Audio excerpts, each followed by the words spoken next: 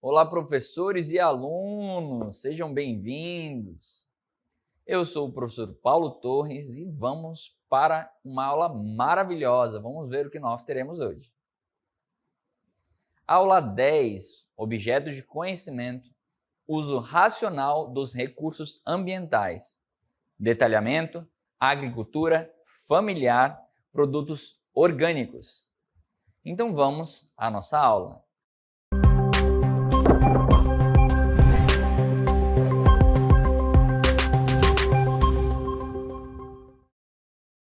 Olá, muito bem! E nós teremos, para início, apenas um videozinho para vocês verem a introdução desta aula. Dê uma olhada.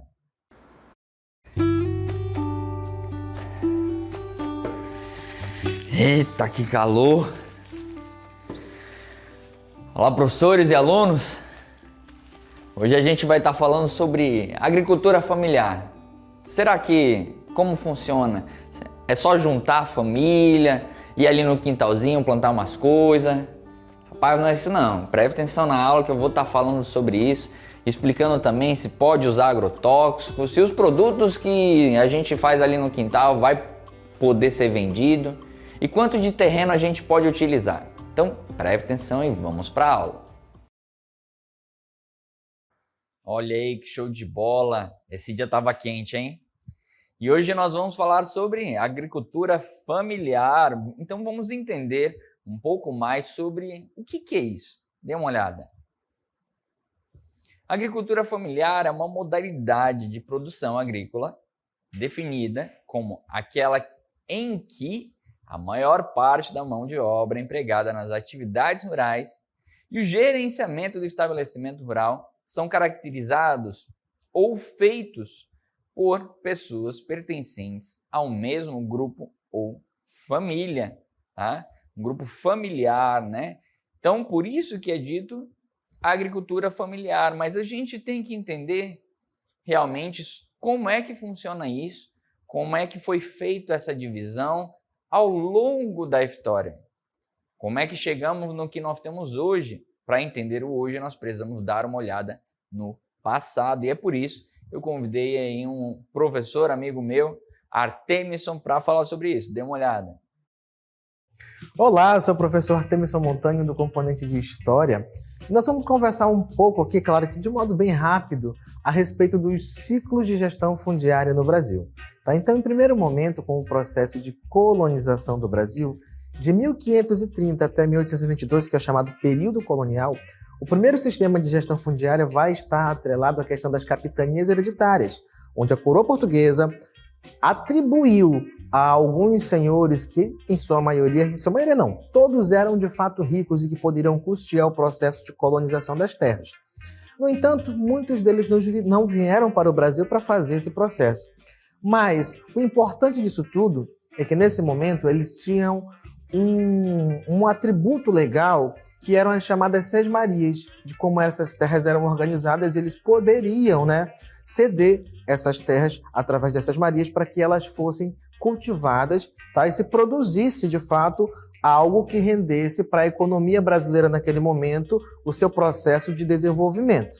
Ok? Uma vez que essas terras não fossem cultivadas, teriam que ser devolvidas para a coroa. Daí surge o termo terras devolutas. Ok? Então, ao final desse período colonial de 1822, ali nós vamos ter o processo de independência do Brasil, nós vamos ter o chamado período dos poceiros, onde você chegava e tomava posse das terras, não você, mas as pessoas que poderiam, que tinham dinheiro para fazer isso. Então, muita gente nesse momento se apossou de grandes propriedades de terra. Então, no primeiro ciclo nós temos ali as capitanias hereditárias, né? Então, de 1822 até 1850, nós teremos esse ciclo dos poceiros. Já em 1850 para 51, a gente vai ter a chamada Lei de Terras sendo colocada em vigor no Brasil. Tá? Esse é o nosso terceiro ciclo. E por que que houve o surgimento dessa Lei de Terras? Porque a gente tem que entender que nós começamos a ter leis, como, por exemplo, Lei Eusébio de Queiroz, que já proibia o processo de tráfico, tá, de pessoas escravizadas para o Brasil. Então, por que se colocou essa lei?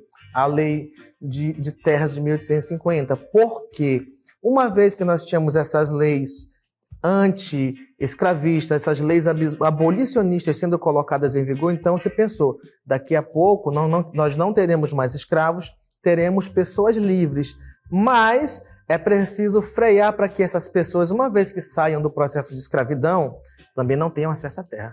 Então, com a lei de 1850, nesse momento da lei de terras, o que nós vamos ter? O acesso à terra restrito apenas à questão de compra, venda ou ainda herança. Esse foi o nosso terceiro ciclo. Já em 1964, vai ser o nosso quarto ciclo, nós vamos ter sendo estabelecido nesse momento aí o chamado Estatuto da Terra, que vai tratar sobre direitos e deveres fundiários, vai tratar também, por exemplo, sobre a questão da definição do que é a reforma agrária, e é o que ainda vale nos nossos dias atuais, tá? Então nós temos esses 4 ciclos de gestão fundiárias no Brasil, ok? Muito obrigado a todos vocês e até uma próxima. Olha que show! Então, para você entender todo esse processo, foi importante você ver que lá atrás era uma forma de organizar e dividir as terras no Brasil. Hoje a gente já tem uma outra forma e a gente vai estar falando quanto de espaço eu posso estar utilizando ali para ter a minha agricultura familiar. Será que eu posso usar realmente toda a minha fazenda que eu tenho? Ou todo um espaço pequeno da minha casa, ali no terreno que eu tenho? Vamos nos aprofundar mais um pouquinho nessa agricultura familiar, então dê uma olhada. Então, a agricultura familiar, ela é responsável por 77% dos estabelecimentos agrícolas do Brasil. Então, em grande parte da agricultura brasileira, ela vem da agricultura familiar ainda. Ela emprega hoje 10 milhões de pessoas, o que corresponde a 67% da força de trabalho ocupada em atividades agropecuárias. Então, note que apesar de ser uma agricultura familiar, de ter a sua família ali cuidando, não significa que você não possa contratar outras pessoas. A gente vai ver daqui a pouco quais são os critérios para você ter uma agricultura familiar. Mas é importante dizer que 67%, como você viu agora há pouco, né, do emprego ali é da agricultura familiar. Então vamos continuar. Abrange 80,9 milhões de hectares, o que é equivalente a 23% da área total das propriedades agropecuárias no Brasil. E em sua maioria são homens, 81%, com idade entre 45 e 54 anos. Além disso, apenas um pouco mais de 5% deles completaram o ensino superior. Então, note que realmente uma especialização aprofundada na agropecuária em si não existe na maioria das agriculturas familiares existentes hoje, porque a maioria não terminou o ensino médio, então não fez uma graduação, não fez um técnico. Então, essa agricultura familiar tende a ser passada de geração em geração, os métodos, as formas, e o que ajudam no decorrer do caminho são aí as comunidades e os sindicatos, né? Cada um dando as mãos, a gente consegue aí colocar para frente essa agricultura familiar. Dê uma olhada aí nessa imagem que nós vamos apresentar. Ela mostra a relação da agricultura familiar e a não familiar. Notem que ali embaixo tem um número de estabelecimentos. O que significa isso? Quanto menor o círculo, menor é a quantidade de estabelecimentos. Quanto maior o círculo, maior é o número de estabelecimentos, indo de 10 mil a 1 milhão. E a diferença ali nesses círculos, da parte laranja é a agricultura não familiar e o verde é a agricultura familiar. Note que na região sul é onde a gente tem a maior quantidade de agricultura, né, em geral, de estabelecimentos, porque os círculos são maiores ali, principalmente ali em Minas Gerais, e no demais vai diminuindo aos poucos. Mesmo assim, a quantidade de agricultura familiar em todos os estados supera a não familiar. Então, note que, em grande quantidade, os estados aí estão com uma maior proporção de agricultura familiar. Então, vamos ver as características do que seria a agricultura familiar. Dê uma olhada. Tem uma lei que rege a agricultura familiar, que é a lei número 11.326, de 24 de julho de 2006. E essa lei, ela traz algumas diretrizes. Primeiro, parte da renda da família é derivada das atividades realizadas na propriedade rural. Note que não precisa ser só da atividade rural, mas a família, a parte da renda precisa ser derivada daí, para se caracterizar como uma agricultura familiar. Ela precisa ser realizada em pequenas propriedades rurais, isto é, que possuem área entre 1 a 4 módulos fiscais, e isso a gente vai ver daqui a pouco, porque muda de estado para estado. Os módulos fiscais é como se fossem espaços, que a gente vai ver daqui a pouco. Então isso vai mudar de estado para estado. Já o residente, ele tem a pessoa que está ali responsável à frente disso, tá? Ela tem que ser residente e dono da terra. Então não pode ser de terceiros. A gente está falando de uma agricultura familiar.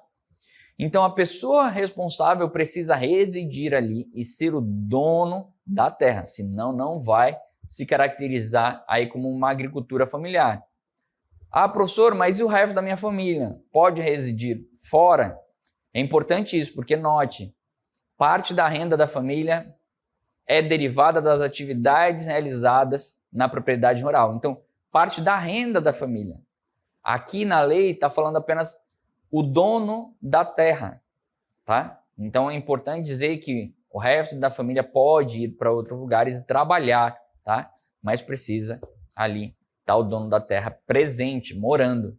E vamos entender o que é o 1 a 4 módulos fiscais. Dê uma olhada nesse mapa aí que nós temos nesta imagem. Então note que aí cada módulo fiscal corresponde a uma determinada quantidade de hectare.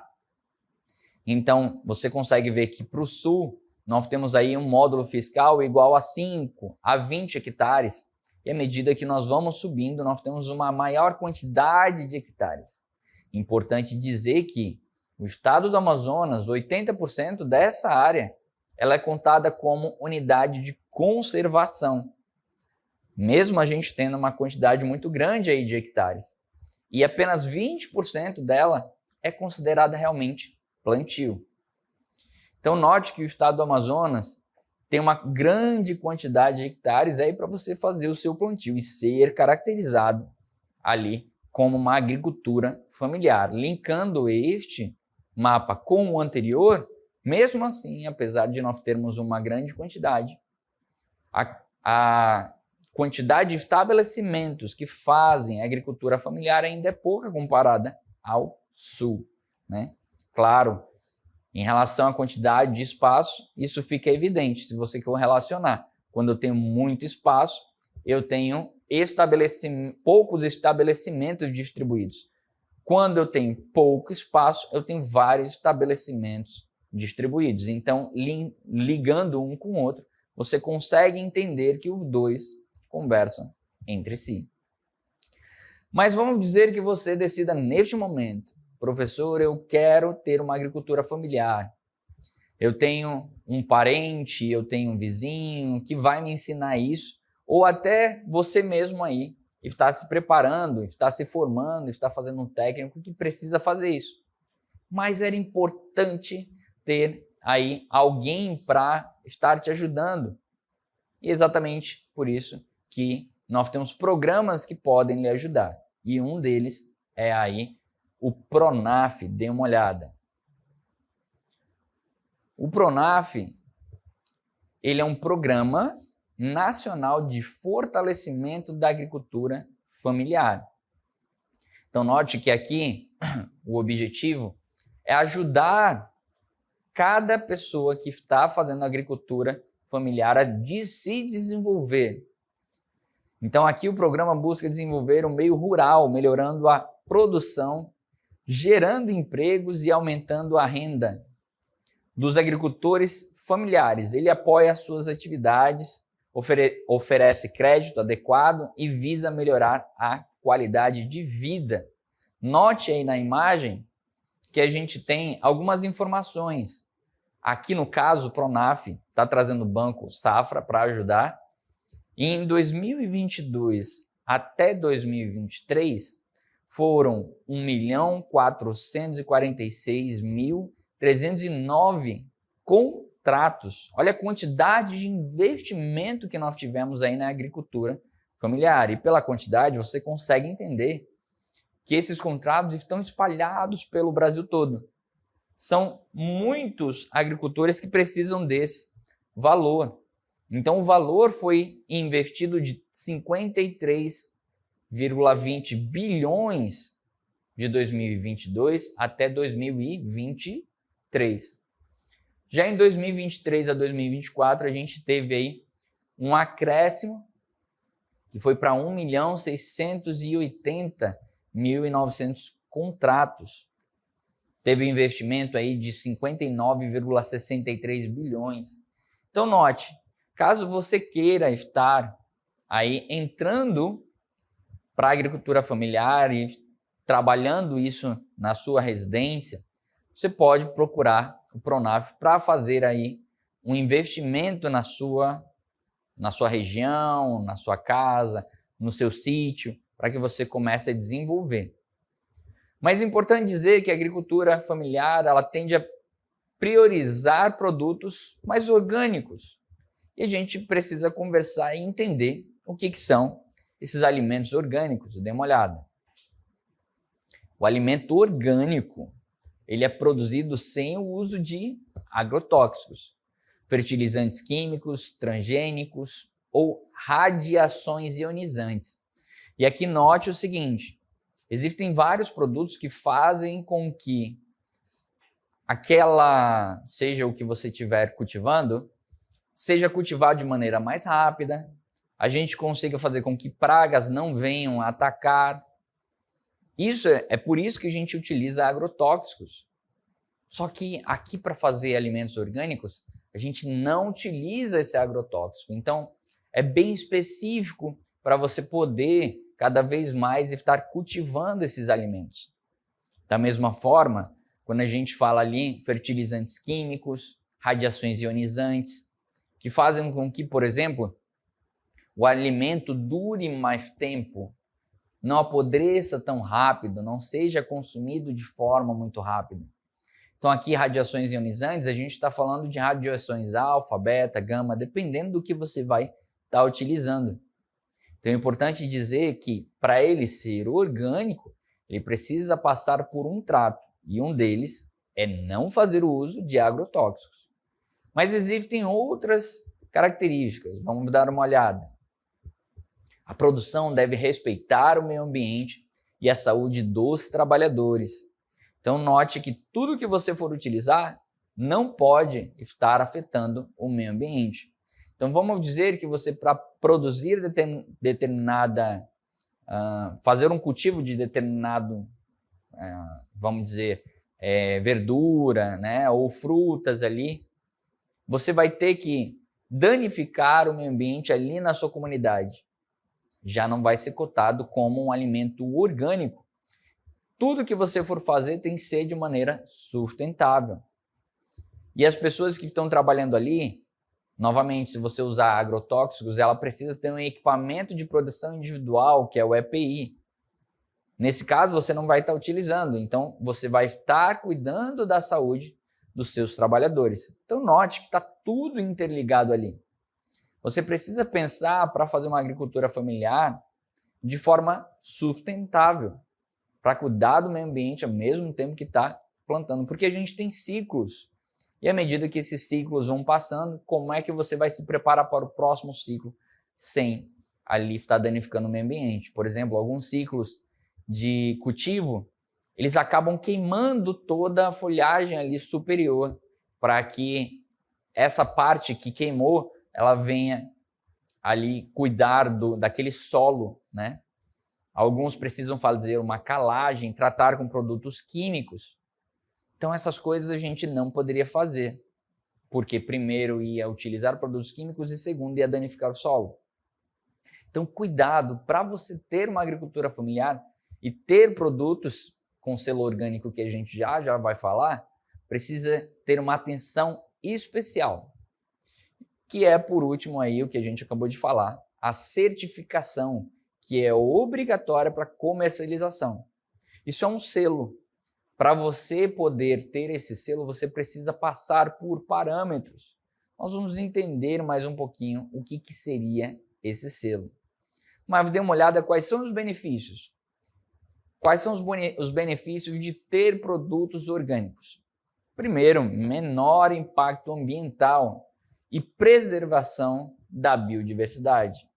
Alimentos mais saudáveis, livres de resíduos químicos e apoio à agricultura familiar e desenvolvimento rural sustentável.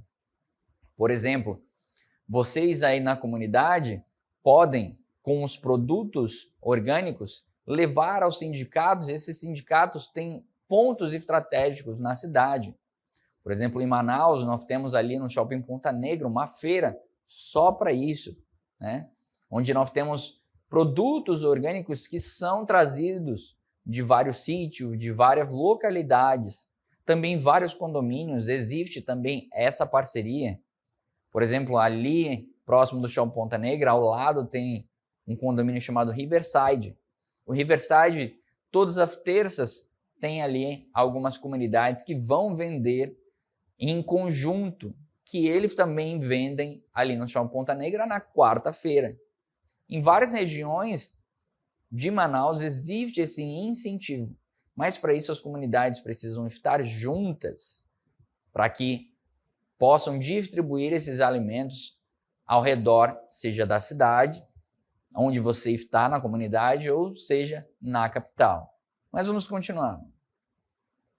Então nós temos aí, continuando sobre os benefícios, produção em menor escala, com mais mão de obra, custos com certificação e adequação às normas e margem de lucros mais altas em supermercado. Importante dizer isso, porque quando você pensa assim, em produtos orgânicos, você está falando que esse produto não teve o uso de produtos químicos. Então as pessoas se interessam mais por ter um apelo mais saudável. Então, importante dizer aqui que quando você escolhe ter uma agricultura familiar com alimentos orgânicos, sem estar utilizando de agrotóxicos, você vai ter uma margem de lucro mais alta. De forma mais clara, significa que você vai estar ali investindo para fazer a sua agricultura familiar, plantando, comprando semente, fazendo um estudo, como você está vendo aí, que você vai ter custo para certificação, adequar as normas, fazer uma produção em menor escala. Então, tudo isso vai aumentar o valor, por exemplo, das suas frutas e das suas verduras. Quando você for vender no mercado e tiver ali a certificação, como você está vendo aí, que essa certificação é se adequar às normas, você vai poder colocar um valor a mais, fazendo com que o seu produto seja mais valorizado e mais saudável, cuidando do nosso ambiente. Mas como é que eu identifico isso? Dê uma olhada. Então nós temos aí que para você identificar esse produto, você precisa o quê? De um selo SISORG, que é um Sistema Brasileiro de Avaliação de Conformidade Orgânica. Então você já deve ter visto esse selo que nós podemos ver aqui, ó. Então esse selo ali que tem um O de Orgânico Brasil precisa estar estampado na embalagem. Não basta apenas você falar que é um alimento orgânico, confia em mim. Não é assim, ele precisa passar por uma certificação. a não ser, e note aqui, ó, que a única exceção é para alimentos de pequenos produtores que vendem direto aos consumidores. Isso acontece bastante nas comunidades, principalmente em estradas que conectam Presidente Figueiredo, por exemplo, a Manaus, Itacoatiara a Manaus. A gente consegue ver que ali nas margens da estrada tem agricultores que estão vendendo ali seus produtos. Então, nesse caso, não é necessário ter uma certificação dessa. Mas caso tenha, como foi falado anteriormente, é importante dizer que vai ter uma valorização aí no seu produto para ele ser vendido em supermercados que adotam alimentos orgânicos. Então, você tendo essa certificação, o seu alimento vai ser valorizado. Esse selo é emitido por certificadoras privadas, sempre avaliadas pelo Ministério da Agricultura. Então, note que tudo ali está envolvido. Se você se compromete a fazer uma agricultura mais sustentável, mesmo sendo familiar aí na sua casa, aí no seu quintal ou num sítio, né? Você vai ter um incentivo do governo para que possa estar aí desenvolvendo essa atividade. Vai ter alimentos de qualidade se dedicando e se empenhando para tratar disso e vai ter um reconhecimento em questão de valorização do alimento se tiver uma certificação. Então, é importante dizer que essa modalidade de agricultura familiar ela está crescendo ao longo dos anos. Ao longo dos anos, tem atraído muitas pessoas, como nós vimos agora no financiamento. Você pôde ver que de um ano para o outro, a quantidade de pessoas que aderiram em contrato e também para receber o investimento aumentou. Então vamos ver isso no mapa do Brasil, dê uma olhada. Quando a gente vê aí esse mapa do Brasil, ele está mostrando apenas de 2016 a 2019. Então aqui ele está mostrando que houve um aumento de mais de 50% no número de unidades produtivas de orgânicos no Brasil, com 22 mil unidades cadastradas. Então note que no Brasil todo, ali na região norte, a gente tem 9%, mais à direita nós temos ali 24%, na região central nós temos 5%, na região sul, como vocês viram nos mapas anteriores, onde aqui se concentra a maior quantidade de agricultura familiar e não familiar, nós temos ali na região sul um crescimento de 40% e 22% ali na área de Minas Gerais. Então é importante dizer que esse é um mercado em crescimento a todos os anos. E a pergunta que fica é, você gostaria de fazer parte? Então estude, se aprofunde nisso, porque cada vez mais que nós nos comprometemos a fazer uma agricultura familiar com produtos orgânicos, significa saúde para todos. Significa que nós teremos um ambiente mais sustentável. Existe um projeto maravilhoso na escola que ela está na zona leste de Manaus, que é o IFAM, um projeto de pecuária, onde nós temos um sistema todo que funciona captando a água da chuva, onde vai ser tratada a água da chuva, e aí depois dessa água da chuva tratada, ela vai ser distribuída ali naquela região de plantio. Também é coletado todo o material orgânico para servir de adubo. Então é um ambiente que é todo propício para ter uma agricultura familiar e não estar utilizando de agrotóxicos. Dessa forma, tem um ambiente sustentável também para gerar produtos que são vendidos na própria escola. E aí fica a pergunta, você está disposto a se comprometer a esse projeto e está ajudando para ter um planeta mais saudável e sustentável? Muito obrigado pela sua presença. Até a próxima. Fique com Deus.